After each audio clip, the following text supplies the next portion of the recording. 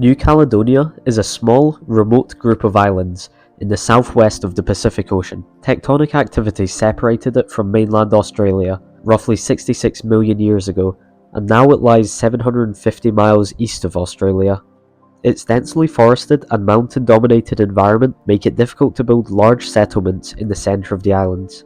This makes transport around the island difficult, with only one major road looping the island, therefore meaning that most of the population resides in coastal towns, mainly in the city, Noumea, which hosts 200,000 inhabitants of the island's 300,000 population. Additionally, the tropical, hot and humid New Caledonian climate is strongly ocean-influenced and affected by the trade winds, making it extremely vulnerable to storms and cyclones. But these weaknesses only lead to the strengthening of New Caledonia's faunal wildlife. Over 75% of its plant species are endemic, due to the country's isolation, with the richest diversity in the world per square kilometre. For example, the kagu bird, a flightless species, is only found in New Caledonia. However, this is not only limited to animals. Perhaps the strangest part of New Caledonia is its pine trees. More specifically, its island of pine trees, which is juxtaposed by a tropical coral reef instead of its regular winter snow. Not only are pine trees generally limited to temperate and arctic climates, but they don't actually appear anywhere in the southern hemisphere. A lot of pine tree maps don't include the southern hemisphere, as seen in this map, so this poses the question, how did pine trees get to an isolated, tropical island, thousands of miles from the nearest pine forest? Firstly, we need to understand the characteristics of this phenomenon. Unlike most trees that grow vertically, Cook pines have been observed to lean consistently towards the equator, regardless of whether the trees are growing in the northern hemisphere or the southern hemisphere. But this can't be the case. There are no other plants that have the capability to grow in this specific fashion. However, a 2017 study suggested that the tilt of these trees is an adaptive response to the Earth's gravitational forces and the specific environmental conditions of their location. Additionally, the farther the tree is from the equator, the more pronounced its inclination. This inclination is not a marginal phenomenon, since 91% of specimens located outside New Caledonia are affected. However, for an unexplained cause, Cook pine trees in New Caledonia do not conform to this tilting, highlighting that either they have slightly strained in evolution from the main species, or that there is something that is affecting them within the New Caledonian island region. We could plant New Caledonian pine trees elsewhere in the world to determine if it's the geographic location or the species that does not conform to gravitational forces.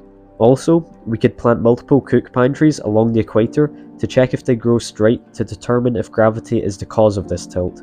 Furthermore, there exists gravitational anomalies throughout the Earth's shallow subsurface due to mountain ranges and different rock densities that both increase the gravitational pull of a region.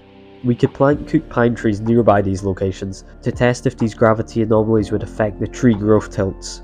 Yet, we are still to determine the next step of this mystery. How did pine trees end up here? The history of pine trees in New Caledonia dates back millions of years. The Araucariac family, to which New Caledonian pines belong, is one of the most ancient conifer families on Earth, tracing back to the Jurassic period, about 200 million years ago. These trees were adapted to cooler conditions, and when Earth's warmer climate naturally cooled and many tropical plant species died, this allowed pine trees to thrive across the supercontinent Gondwana, which included present-day South America, Africa, Australia, Antarctica, and New Caledonia. As Gondwana broke apart, a large part of the Earth's mantle was pushed upwards, creating a surface anomaly heavy in metallic ores. This was the early stage of New Caledonia. New Caledonia was separated and retained a unique selection of prehistoric plant species, which slowly evolved over time. However, unlike most other landmass along tropical latitudes, which have fertile, nutrient-dense soils, New Caledonia was left with infertile soils, holding a third of the Earth's nickel reserves, making the soils nutritionally poor for plant life but valuable for mining. Now, for most plant life, this metallic toxicity is an issue. However, New Caledonian Cook pine trees evolved to use specialized root systems to absorb nutrients and tolerate this nickel.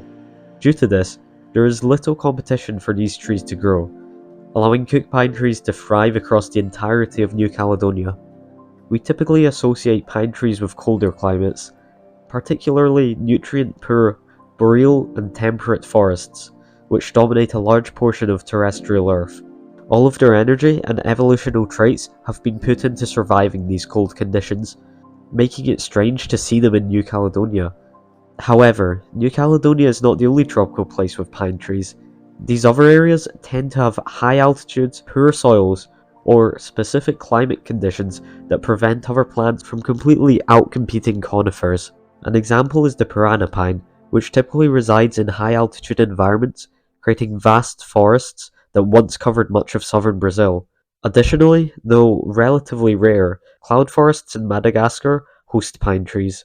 Similarly to New Caledonian pine tree forests, there exists hoop pine tree forests in Australia, which also evolved from ancient Gondwanan forests.